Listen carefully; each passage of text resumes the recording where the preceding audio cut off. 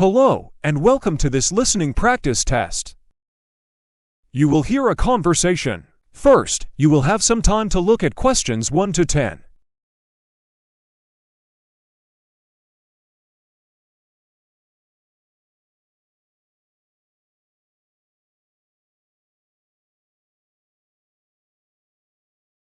Now, listen carefully and answer questions 1 to 10.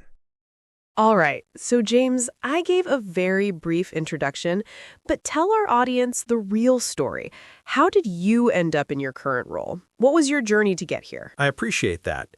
It's funny you ask, because my pathway to the Global Climate Innovation Fund is almost the complete opposite of how we typically think about adopting and using AI to accelerate climate and nature solutions. Let me break that down. I did the full academic route. Bachelor's, master's, PhD, all in computer science. I was a researcher in labs, fully bought into the world of algorithms and optimization. I was one of those computer scientists who truly believed in computer science and algorithm optimization. But then some personal experiences shifted my perspective. I realized that computer science was just a tool, a way to actually have real-world impact. That's when I started chasing meaningful problems.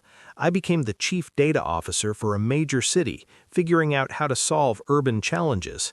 And now with the Climate Fund, I'm focused on how we deploy AI to tackle environmental issues. In a way, I was AI in search of a problem.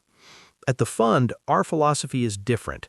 We believe in starting with a problem first and understanding that problem, and then looking for ways to use modern AI in order to scale solutions in that space. Got it. So let's dig deeper. How are you evaluating the landscape? What's your framework for deciding which projects to fund? We use a specific mental model internally. We think about the difference between inventions and discoveries. Let me give you an analogy. A telescope is an invention. Looking through the telescope to notice that Jupiter has moons is the discovery. So for us, we're looking for those foundational inventions that enable new discoveries with real climate impact. We fund projects that fit across that model. Before we get to the discoveries, let's talk about the tool itself. Where are we right now with AI?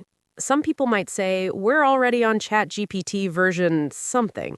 But from your perspective, what's the real state of play? I could talk for hours about digital twins, Earth observation, edge computing, but one concept that really captures where we are is something called Move 37.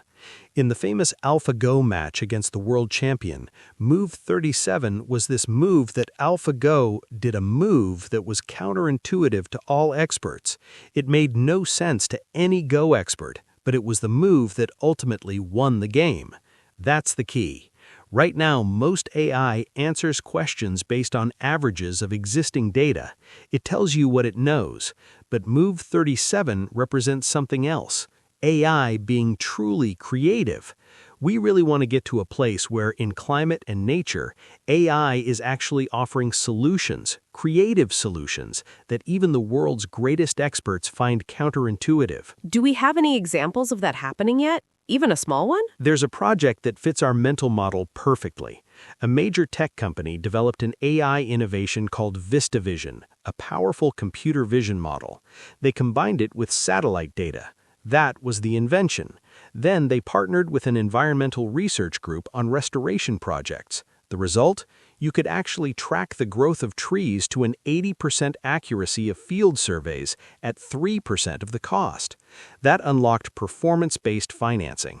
So that's the discovery leading to impact. But the Move 37 moment? We're not there yet. Right now, if you ask AI for the best restoration methods in a region, it averages existing good solutions. The goal is for AI to propose something no human expert has ever thought of. What's the timeline for that? How will we know when we've reached that tipping point? First, experts have to trust it and use it. But equally important, everyday people, communities living in those regions, doing the work on the ground, need to trust and use these tools too. Anyone who gives you an exact number is guessing, but that's the destination. Widespread trust and adoption across all types of users. I have to ask you this. Many people point out that the same tech giants driving AI are also responsible for significant environmental harm. They say climate initiatives from these companies are often just greenwashing. How do you respond? Look, at the Global Climate Innovation Fund, we believe that on balance, AI is going to be a tool and a force for good, and a tool and a force to save the planet. But we have to acknowledge the negative impacts. AI does contribute to environmental challenges. There are many solutions being developed by companies, NGOs, academic institutions, and governments to address this. We actively support those efforts. Our goal is to be deliberate in ensuring that the overall impact of AI on the planet is positive. Honestly, that makes me a little nervous. It sounds a bit like, let's hope it works. What specific milestones should we be watching for? I recently heard someone on a panel say, every ChatGPT query is like throwing a bottle of water on the ground. Then they immediately admitted they didn't know if that was true. That's exactly the problem. One of the things that we need to begin to do is to have precise accuracy and understanding of exactly the impact that AI is having on our environment, and a shared understanding across the board. That's the first milestone. Transparency and reliable data so we can agree on the actual challenges. The second milestone is already in motion. Companies are redesigning technology. For example, cooling is shifting from data center level to chip level, reducing water usage significantly. Those innovations need to scale. So let's end on a hopeful note. It's an exciting time, a scary time. What gets you out of bed every morning? What are you most excited about? Here's how I see it. We're at a unique moment in history. AI practitioners talk about the consequential decade, the time when decisions about ethics, policy, regulation, and innovation will determine AI's impact on society. And we all know what the decisive decade means for climate. This is a place where the consequential decade meets the decisive decade. It really has to be all hands on deck. We need commitment from both the AI community and the climate community. The Global Climate Innovation Fund sees itself right at the intersection, leading that collaboration. Unfortunately, we're out of time. James Hollister, thank you so much for this conversation. Thank you. It was a pleasure. Now you have some time to check your answers.